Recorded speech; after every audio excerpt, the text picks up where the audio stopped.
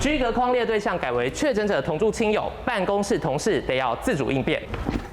落实办公室防疫，办公桌清洁最重要。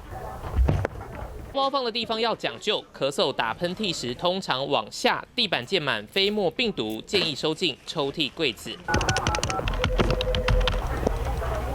双手危机，尤其办公桌东摸西摸，藏污纳垢。医师分享研究指出，办公桌细菌滑鼠排第4，键盘细菌多，更是老生常谈。可怕的是桌面病菌可是键盘的6倍。讲电话飞沫喷，没清洁就挂上，电话凹槽，细菌量最可观。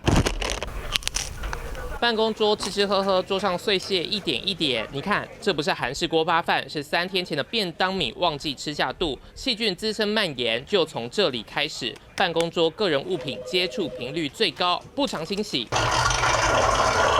可比马桶盖还要脏。我们每天用的办公桌啊，就比我们马桶盖脏了400倍。办公室通风也得注意，日本跟美国研究，密闭空间只有空调又群聚，最容易引爆感染危机。适时开窗降低风险。新冠病毒存活时间在汽水罐可以待2到8小时，纸箱残留24小时，不锈钢用具新冠病毒可以存活2到3天。窝进马克杯最长活5天，要特别小心门把、耳饰等等金属制品。新冠病毒可活最长9天。下班以前要办公桌要消毒一下，包括你上班前物件的画面也可以先消毒，以后你才开始上班哈。上班族一坐8小时起跳，跟同事长时间密切接触，不止消毒双手，办公桌病毒热点也得定时清消，保护自己。